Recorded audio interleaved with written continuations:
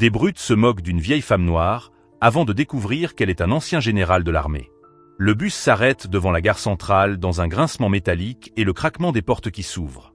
Les passagers épuisés commencent à monter un par un, portant des sacs à dos et le poids d'une longue journée. Parmi eux, une femme âgée à la peau sombre et au regard déterminé monte à pas lents mais réguliers. Elle tient dans ses mains un simple sac à provisions et une canne, qui semble être plus un support symbolique qu'une nécessité. Elle porte un manteau épais mais ajusté et un foulard de soie noué autour du cou. Son maintien attire l'attention. Une dignité tranquille, presque autoritaire, qui ne correspond pas à l'idée de fragilité associée à son âge. Ses yeux observent son environnement avec calme, mais aussi avec attention. Il semble voir plus que les autres. Lorsqu'elle trouva une place au fond du bus, elle s'assit, plaçant soigneusement sa canne sur le côté et arrangeant les poignets de son sac sur ses genoux. En regardant par la fenêtre, la lumière orangée de cette fin d'après-midi soulignait les lignes de son visage, chacune racontant des histoires qui semblaient avoir été sculptées par une vie pleine de batailles. Certaines réelles, d'autres émotionnelles.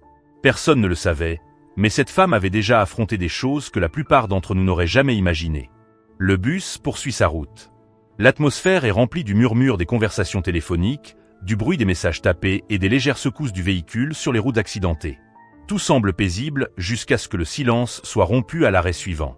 4 adolescents montent dans le bus, riant bruyamment et gesticulant de manière exagérée. Ils portent des vêtements de sport et des casquettes, leur sac à dos étant négligemment porté sur une épaule. Dès qu'ils sont montés, l'ambiance dans le bus a changé.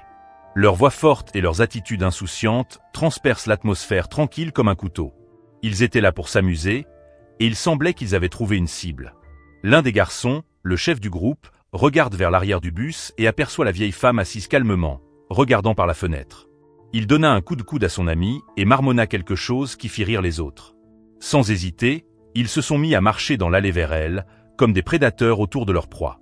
Les passagers autour d'eux détournaient le regard, faisant semblant de ne pas le remarquer, tandis que l'air du bus semblait s'alourdir à chaque pas des garçons. « Hé, maman, qu'est-ce que tu fais ici toute seule ?» dit le chef du groupe, en se penchant sur le dossier du siège en face d'elle. Son ton était provocateur, presque enfantin, mais plein de malice.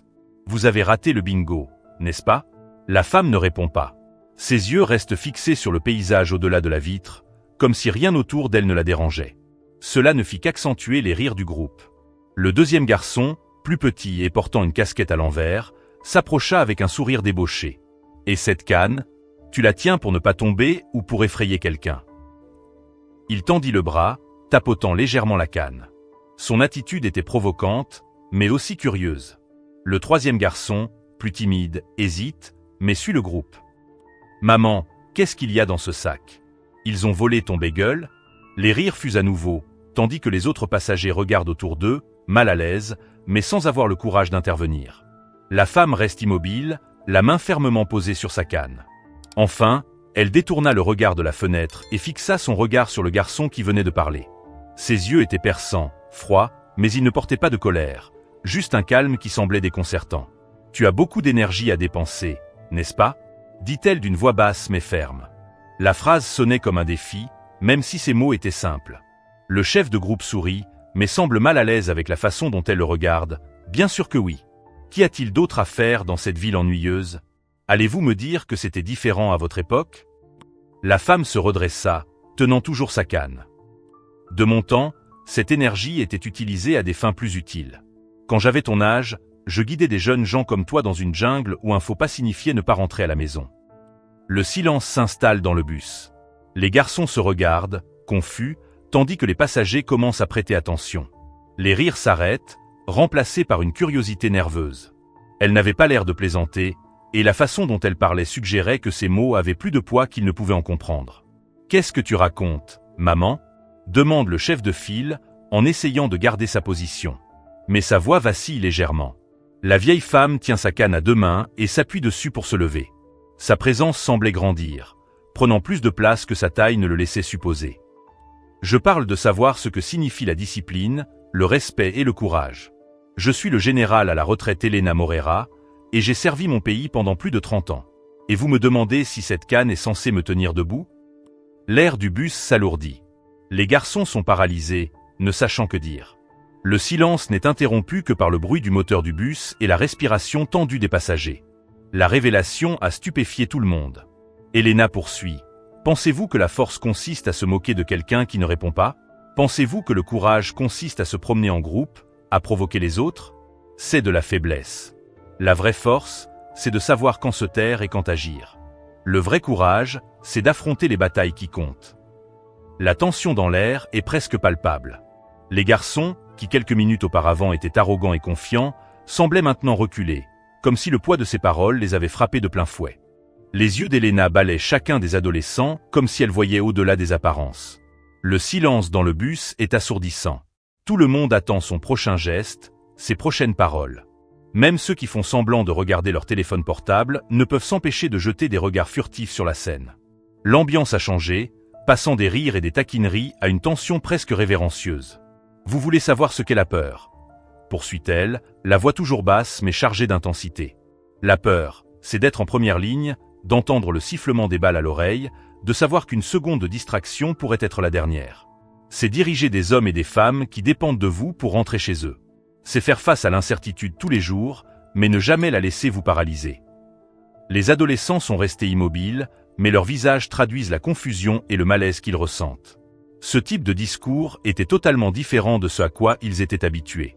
Ce n'était pas de la colère ou de la supériorité, c'était quelque chose de plus profond, quelque chose qui semblait toucher leurs convictions les plus intimes. « Tu veux dire que tu as fait la guerre ?» demanda le garçon au sac à dos à une épaule, le ton beaucoup moins assuré. « J'ai fait plusieurs guerres, » répond Elena, les yeux fixés sur lui. « J'ai servi au Moyen-Orient, dans des missions de paix en Afrique, et j'ai passé des années à commander de jeunes soldats comme toi. J'ai vu du vrai courage. J'ai vu des sacrifices que tu ne peux pas imaginer. Et j'ai vu le prix à payer quand les gens ne savent pas quand s'arrêter. » Elle fit un pas vers le chef du groupe, celui qui portait une casquette tournée vers l'arrière. Il essayait de garder sa posture, mais ses épaules commençaient à s'affaisser.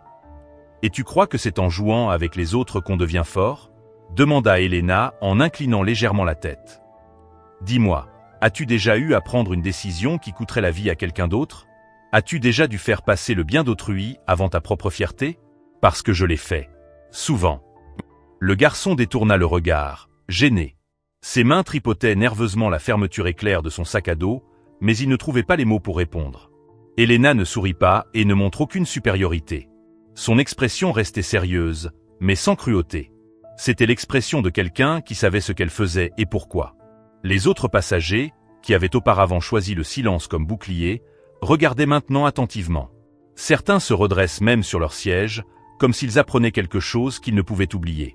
« Vous m'avez vu assise ici, avec mon bâton et mon sac, et vous avez pensé que j'étais une cible facile, » continua-t-elle en regardant maintenant le groupe dans son ensemble. « Mais je veux que vous sachiez quelque chose. Ne sous-estimez jamais la force de quelqu'un à cause de son apparence. Vous ne connaissez pas les batailles qu'ils ont livrées ni les cicatrices qu'ils portent. Et si tu continues à vivre comme ça, un jour tu apprendras cette leçon à tes dépens. » L'atmosphère est tellement chargée que l'air semble lourd. Les adolescents boudaient, marmonnaient à voix basse entre eux, mais personne n'avait le courage de répliquer.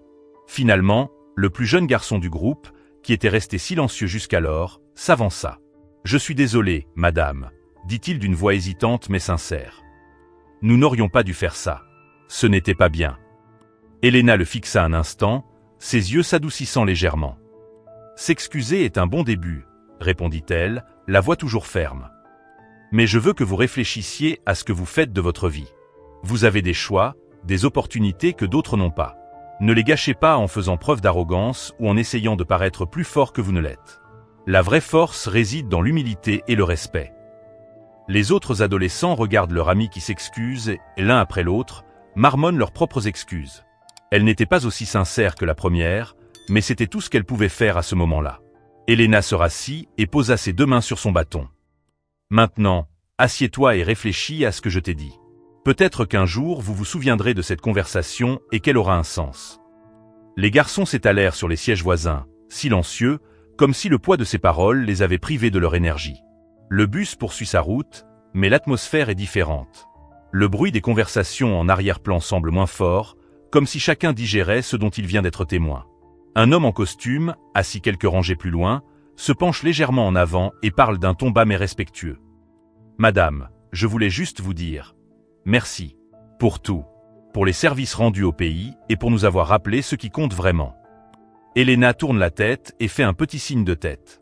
« Je n'ai fait que ce qu'il fallait faire. Aussi bien là-bas qu'ici. Elena resta assise, regardant l'horizon au-delà de la fenêtre du bus, mais sa posture traduisait toujours la même dignité qui avait fait taire le tumulte quelques instants auparavant. Le bruit du moteur emplit l'atmosphère tandis que le véhicule se déplace dans les rues. Les passagers, autrefois distraits ou feignant l'indifférence, observent maintenant Elena avec respect. Sa sérénité semble transmettre une leçon qui transcende les mots. Les adolescents, autrefois bruyants et arrogants, se rétractent sur leur siège. Le leader du groupe, le garçon à la casquette, fixait le sol, visiblement mal à l'aise. Il ressentait encore le poids des mots d'Elena, comme si quelque chose en eux avait brisé la bulle de confiance exagérée dont il se targuait. Ses amis échangent des regards furtifs, mais personne n'a le courage d'ajouter quoi que ce soit.